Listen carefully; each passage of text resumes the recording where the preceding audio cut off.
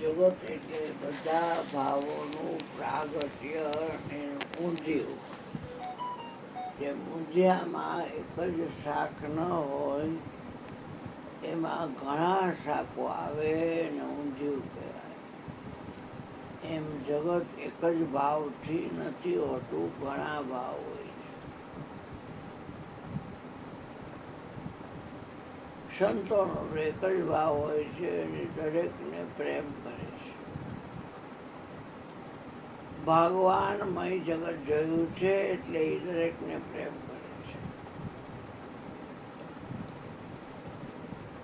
એની દ્રષ્ટિમાં કોઈ વ્યક્તિ નથી.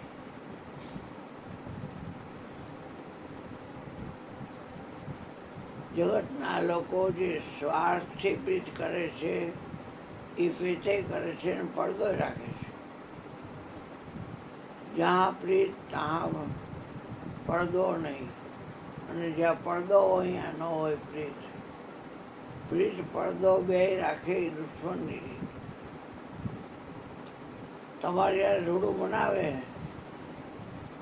અને તમને કાયમ જેમ રજનીશને અમેરિકામાં થોડું ઝેર આપ્યું એમ તમને લેતા રહીએ.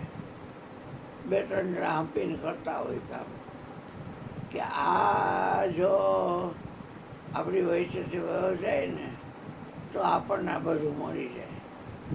આ શ્વાસની બાજી. એટલે એવો વિશ્વાસ અંતર્યામી છો. તમે ભગવાનમય જોવો છો, તમારી અંદર અંતર્યામી પણ પ્રગટ થાય અને તમને ખબર પડી જાય કે આ માણસ આવો છે, આ માણસ આવો છે, આ માણસ આવો છે. કારણ કે અલગ અલગ ભાવોનું જગત છે. દુશ્મની દુશ્મન, દોસ્તી દોસ્ત.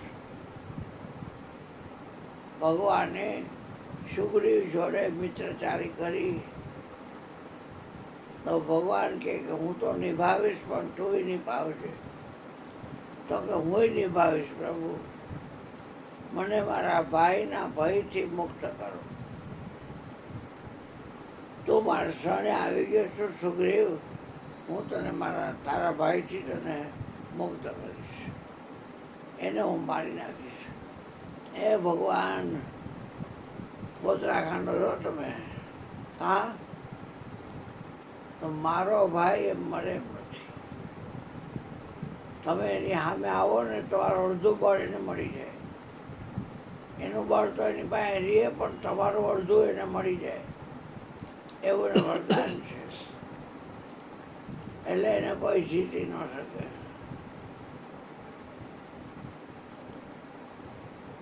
મારા ભાઈનો છોકરો અંગદ છે, એ નાનો હતો ત્યારે એને 6 મહિના રાવણને બગલમાં રાખ્યો હતો. અને પછી રમકડા રૂપે એ 10 માથા અને 20 ભુજાવાળો રાવણ ઘોડિયા બાંધ્યો હતો અને અંગદ રમાડ્યા કરતો હતો એને.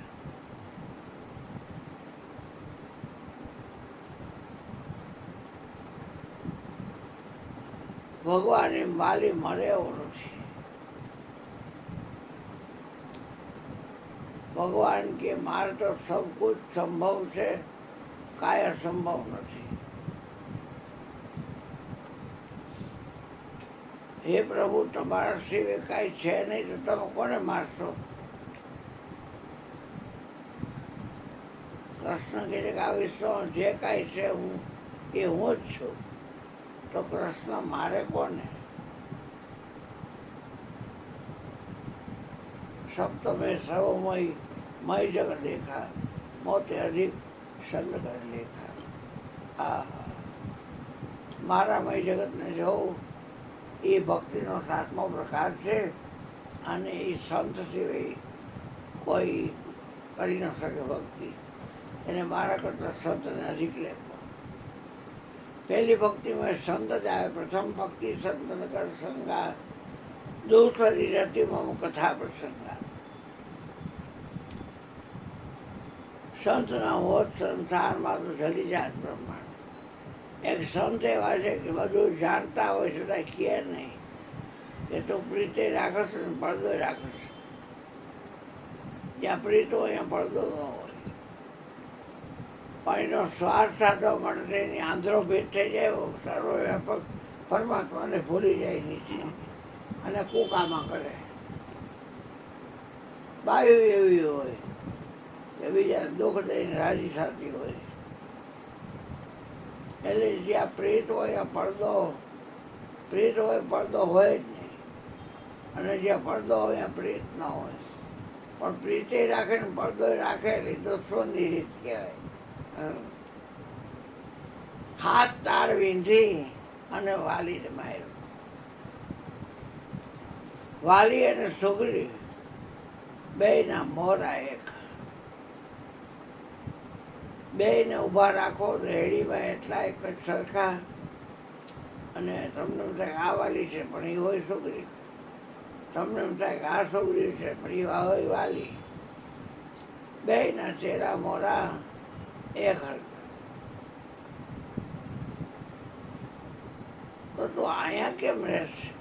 તો કે અહીંયા ઋષિ અમુક પર્વતો પર ઋષિનો એને શ્રાપ છે, એટલે એ આ પર્વત ઉપર આવી શકતો નથી. અહીં જો આ પર્વત ઉપર આવે ને તો અહીંયા જ નિધન થઈ જાય. એટલે એનું મોત એને ન ગમે ને, એટલે અહીં આવતો નથી. એટલે હું અહીં નિર્ભયપણે રહું છું. ભગવાને દોસ્તારી કરી. દોસ્તારીમાં મિત્ર ગીતા છે રામાયણમાં. નિજ દુઃખ ગિરે સમા રજ કરી જાના. મારું દુઃખ રજ જેવડું હોય તોય હું એને મેરું જેવડું ગણું. નિજ દુઃખ ગીરી એટલે મેરું. રજ કરી જાણું ને છીણકું જાણું. પણ મારા મિત્રનું દુઃખ, મિત્ર ક દુઃખ રજ મેરું સમાન. મારા મિત્રનું દુઃખ રજ જેવડું હોય તો હું એને મેરું સમાન સમજું. જે મિત્રના દુઃખે દુઃખી થાય, તાળિયા હોય, ગાળિયા હોય. તાળીનો વ્યવહાર હોય, ગાળાગાળીનો વ્યવહાર હોય. એમાં 4 મિત્રમાં જાન મિત્ર છે એ બહુ ઊંચા કહેવાય. કે એના ભાઈબંધ માટે છે ને જાન આપી દીધી. ભગવાને હાથ તાળ બાંધી અને વાલીને માર્યો. હામાં આવે તો ઓલાને અડધું બળ મળી જાય. એટલે હાવા નહીં, છુપાઈને માર્યો. એકવાર તો ઓલાએ ખૂબ લંબાડ્યો છોકરીને, ખોખલા કરીને હાડકા. પ્રભુ તો કા મારતા નથી પણ કે તાર બેયના ચહેરા ખરખા છે. રખે ને ત્યાં એમ ક્યાંક આ વાલી છે અને હું તું હતો. એટલે હવે જો આ મારી માળા છે ને એ તને રોપું છું. એ તું માળા છે ને એટલે મને નક્કી થઈ જાય કે માળા પહેરેલો છે ને એ છોકરી અને માળા વગરનો છે ને એ વાલી. એટલે ભગવાને માળા રોપી. માળા તો ભોજન આપણે ગાય છે ગુરુજીના નામની હો માળા છે ડોકમાં. એમાં જે બધા દૈવી સંપત્તિના સદગુણો બતાવ્યા છે એ માળાના મણકા છે. જીવનમાં બધું ધારણ કરવું પડશે. ક્રોધ થાય નહીં, અભિમાન થાય નહીં, ખોટું બોલાય નહીં, કોઈને ડૂબાય નહીં. બધા જે કાંઈ લક્ષણો છે એ માળાના મણકા છે. અને એ ગુરુજી રોપે એટલે એ માળા પહેરી અને નિડર થઈને ફરવાનું. કોઈને દુઃખ નહીં દેવાનું. વાલીએ લલકાર્યો કે હે સુગ્રીવે લલકાર્યો વાલીને કે ઉપર બાયડી ભેગો શું થતો? તારા તાકાત હોય તો આવી જાય લડવા. એટલે કે આ મગતરું મચ્છરિયું અને મારી મને આવી રીતે લડવાનું કહે છે. આજ તો પાડી જ દઉં કે. વાલી સુગ્રીવ બે ભાઈ અસહ્ય પ્રેમ હતો. વાલીની ઘરવાળીનું નામ હતું તારા અને સુગ્રીવની ઘરવાળીનું નામ હતું રોમા. દુદુંબી નામનો રાક્ષસ. એને મારવા માટે થઈ અને વાલી ગયો. એના ભેગો સુગ્રીવ ગયો. એટલે દુદુંબી નામનો રાક્ષસ એક ગુફામાં કરી ગયો.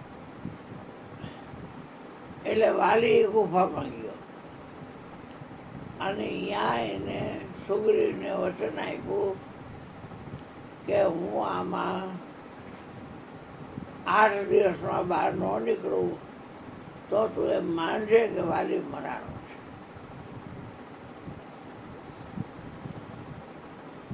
ત્યાં તો 15 દિવસમાં બહાર ન નીકળું તો તું માનજે કે વાલી મરાણો છે. હવે એ અંદર ગયા પછી અંદર યુદ્ધ હાલતું હતું અને 15 દિવસ થઈ ગયા તો વયો ન ગયો. 1 મહિનો લગી રાહ જોઈ અને લોહીનો ધોરિયો નીકળ્યો.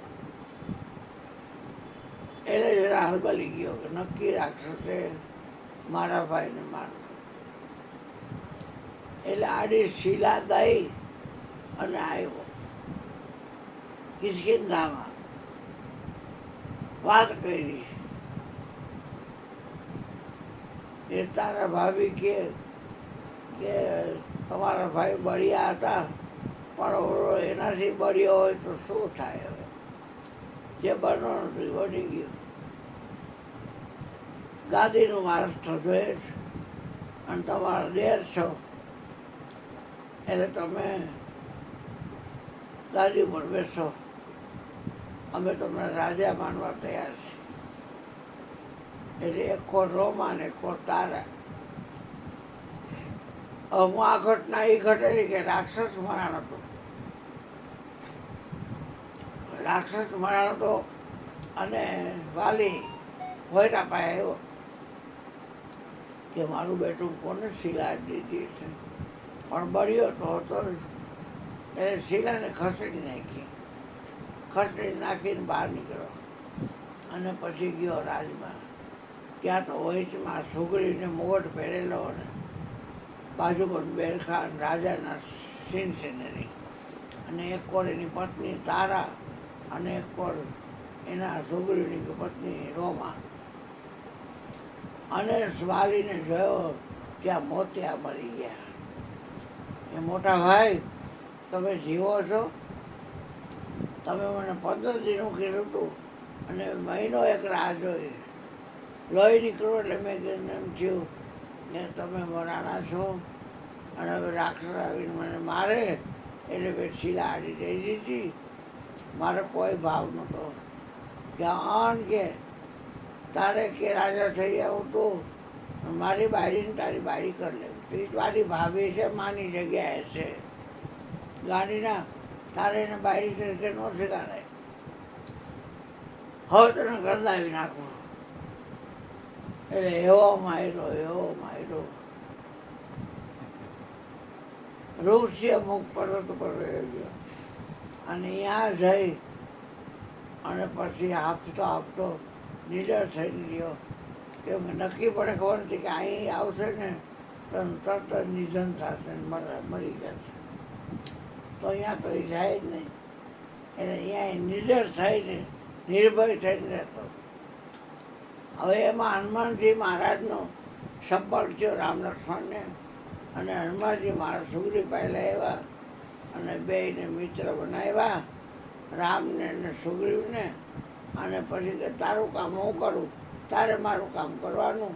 મારી બાયડીને રાવણ પડી ગયો છે અને હવે ક્યાં છે એનો પોતો 18 યુદ્ધ પદનું દર વાન હરીશ કોળી ભીલ મિરાજ બધાને ઇલાકા મોકલજે અને સીતાની શોધ કરીને આવે.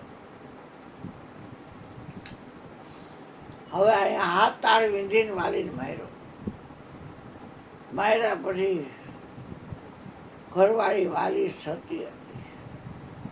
એને ખબર પડી ગઈ કે મારા પતિને કોકે માર્યો. એટલે આવી જ્યાં મરાડો હતો ને હજી કણસ હતો, દેવ નીકળો નતો. ને ભગવાનને કહે છે કે તમે મારા પતિને માર્યો?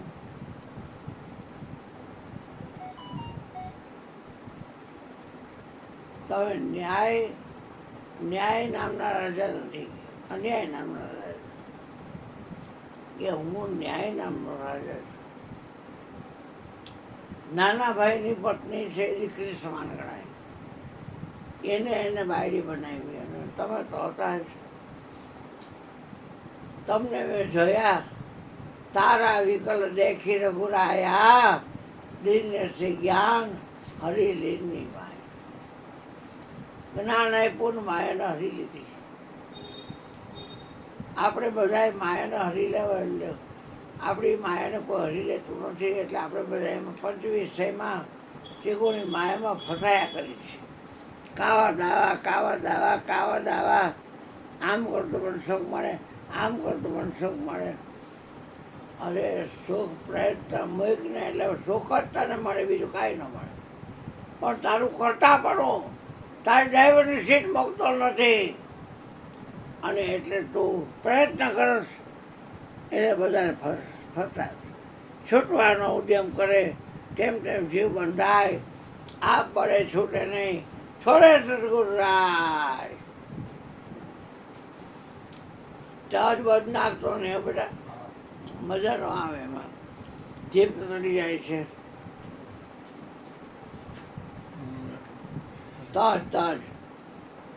તજ એલચી કાંઈ નાખતો નહીં. એ પૂરણપૂરી કહી દીધી ને, તજની એલચીની પડ્યા છે તો એ નાખી દે છે એમાં. મારે એવો ચા નથી પીવો.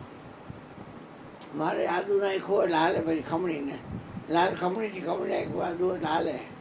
દોઢીના થઈને કાંઈ નાખતો નહીં. હા ને તારા બાપને ટોયટા કરે છે નહીં તારા દાદો. અમુક વાળો તો શું હવે. હા